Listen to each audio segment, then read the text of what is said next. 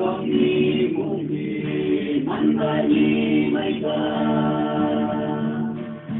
đang ngọc bên nắng cơ cả gam bên đi xa xin đi hà pa ca danh ca om ta người man đang han đất cơ trên vùng Paris của phải hôm nay trên chiều gió chỉ xa lại đại hàng nhưng bờ man đã bay đã lắm người chỉ mà có bờ này chiều bay không lo gan chẳng đi nào cái ngàn nhà chỉ mà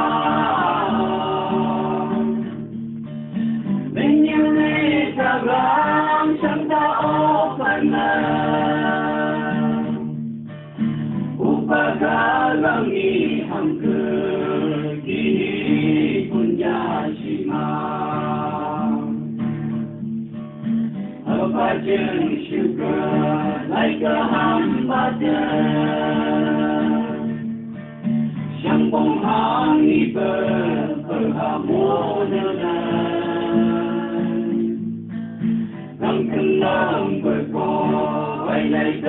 bergerak. Jungsunang tak terlenggi, suai mohon siap jepat. Hamai jeng suai sisa lai tai nam. Nhưng berman terbaik dalam bersihah.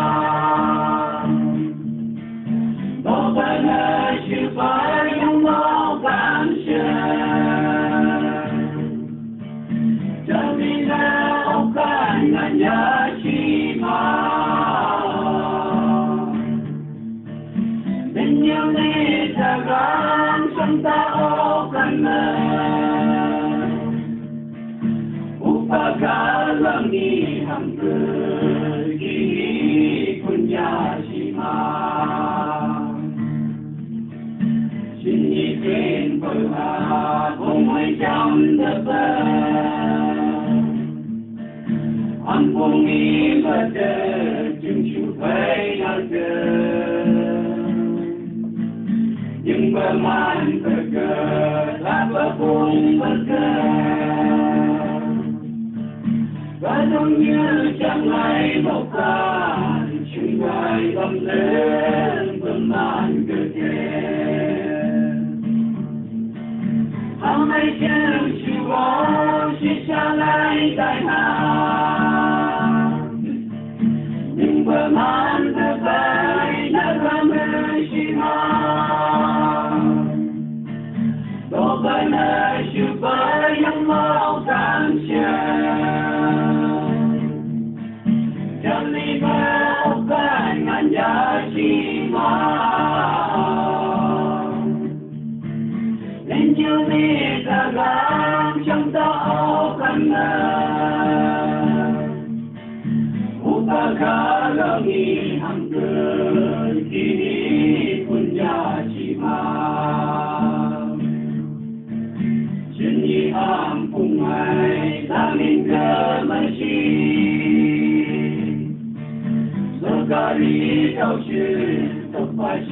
tahan Jirai jeng juga trong giá trị chân